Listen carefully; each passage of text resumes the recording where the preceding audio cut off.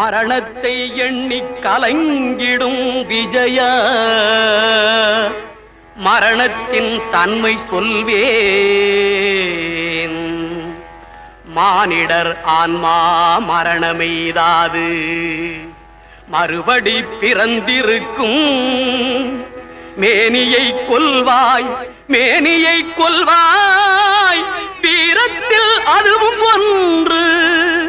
நீ விட்டு விட்டாலும் அவர்களில் மேனி வென்றுதான் தீரும் ஓர் நாள்.